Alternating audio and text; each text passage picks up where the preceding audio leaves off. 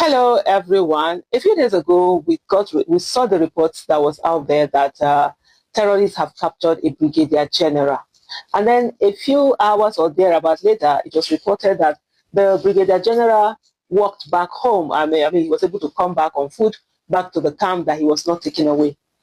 Now, the terrorists have come out to show that indeed the Brigadier General is with them, and they put out his image. I'm going to read this now together with you, and let's see. They put out the image of this Brigadier General, and in one of this, you could see on his leg as if he was injured. This just sent one into a very dark place.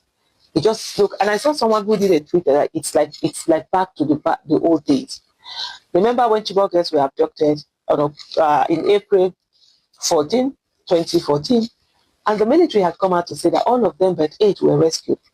It was only until when the parents of the Chibok girls came out and said they have not seen their children, and then later the military recanted that particular statement. It's almost the same thing. How do you get to a place where a whole Brigadier General is captured by terrorists? In reading about that whole attack, you could see how people knew how many vehicles were going out. Just, sources, ordinary citizens on the street, telling reporters how many vehicles were going out, how many people were on it, where were carrying. Those are supposed to be intelligence that nobody is supposed to be aware of, chocolates of it becoming such common knowledge.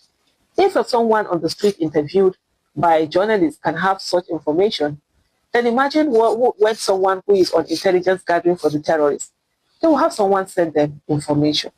It's really sad the way all of these things happen. Propaganda do not win war.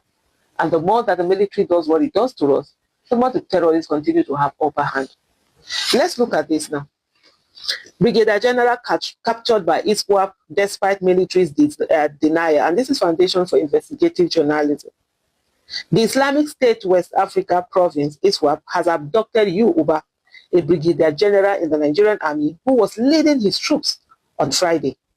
Uba and his men were in a convoy with members of the civilian joint task force near Sabongari in Damboa local government area of Borno State on Friday, when members of the terrorists opened fire on them at about 5 p.m.